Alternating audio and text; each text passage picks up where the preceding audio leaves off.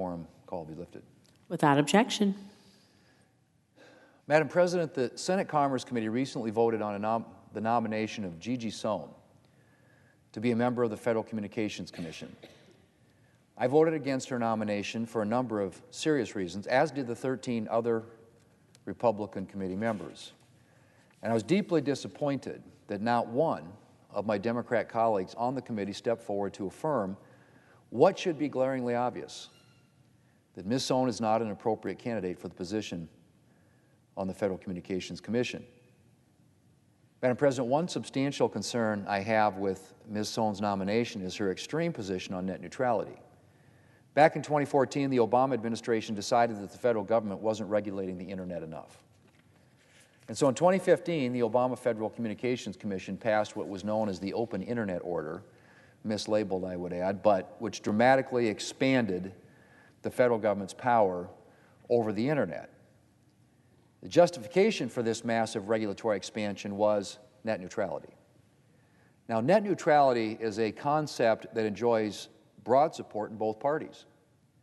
I support net neutrality in rules that prevent blocking, throttling, and the paid prioritization of Internet traffic. I don't think a major service provider should be able to block a small news startup.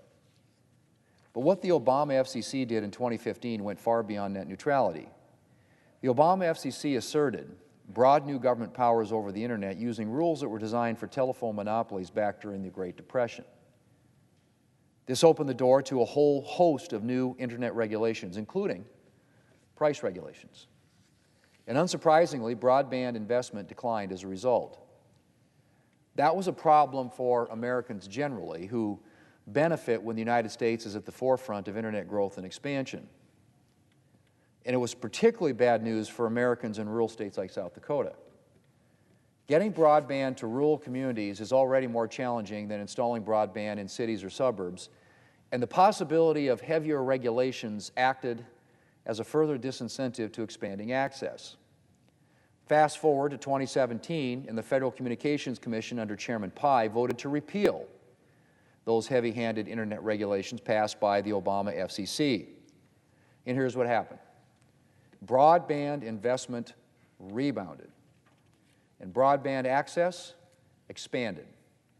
Internet speeds increased, and our nation positioned itself at the forefront of the 5G revolution. While European Internet providers were showing Internet speeds, were slowing Internet speeds during the pandemic, American providers were increasing them. And this, despite the repeal of the heavy-handed Internet regulation Democrats claimed we needed, or more accurately, because of the repeal of the heavy-handed regulation Democrats claimed we needed. Madam President, why do I go into all this history?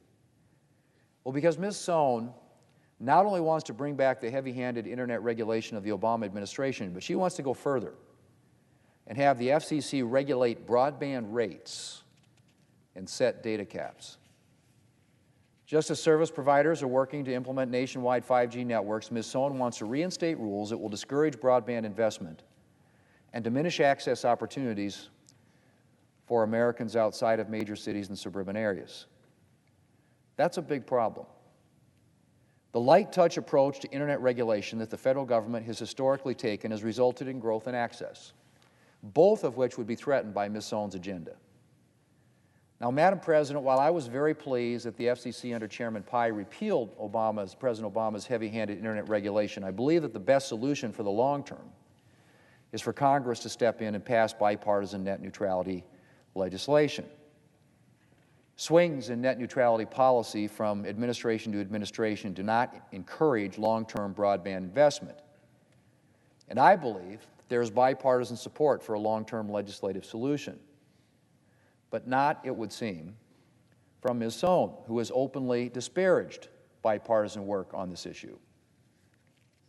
I think Ms. Sohn would be fine if Congress produces a bill that's to her liking, but I have serious concerns that if she thought a bipartisan solution didn't go far enough, she would ignore the will of Congress and use her position at the FCC to impose the heavy-handed regulatory regime she favors. Now, Madam President, as a resident of a rural state, I'm also concerned about Ms. Sohn's position on expanding broadband access to rural communities, an issue every member of this body cares deeply about. She's been publicly hostile to the efforts of rural broadband companies in expanding reliable internet access to rural areas, while at the same time supporting the use of scarce government dollars to build new internet networks in already well-served urban areas. As someone who has worked long and hard to expand internet access for unserved Americans, I find her hostility to rural broadband companies very troubling. The vast majority of these companies have spent years building out reliable networks to some of the most remote parts of the country, allowing more rural areas like those in South Dakota to reap the benefits of advanced services in healthcare, education, and economic development. And it's not only Republicans who have taken note of her hostility to the needs of rural Americans. Our former Democrat colleague from North Dakota, who's also questioned how one, has also questioned, I should say, how one can support rural broadband, and Ms. Sohn. Madam President, Ms. Sohn's policy positions alone would lead me to oppose her nomination. But there are other, even more troubling factors that should be leading members of both parties to oppose her nomination. To start with, Ms. Sohn was not forthcoming to the Commerce Committee about her past history on the board of a company that was ordered to cease operations after being found in violation of copyright laws. This raises serious concerns about her fitness to sit on the FCC.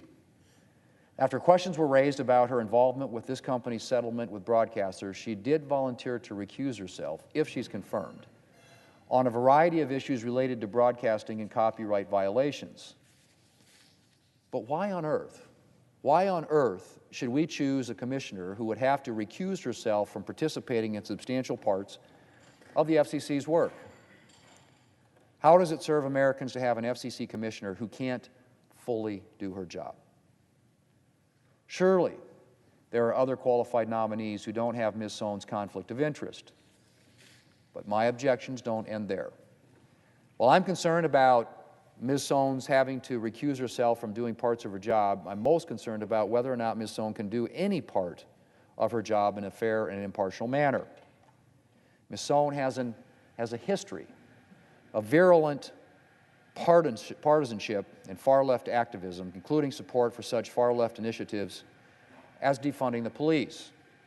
She's publicly expressed her disdain for Republicans, and she has a record of outspoken criticism of the very same conservative media outlets that she would be responsible for regulating. Perhaps the most notable example is her hostility toward Fox News, which she has referred to as, quote, state-sponsored propaganda, end quote, and accused of playing a role in, and I quote, destroying democracy, end quote. Destroying democracy. And yet we're supposed to believe that she would approach cases involving the Fox Corporation impartially? I think it's pretty clear that would not be the case. Madam President, I don't expect a Democrat nominee to the FCC to agree with Republicans on all the issues. Far from it. But I do expect a Democrat nominee to be able to do his or her job and do it in an impartial and unbiased manner.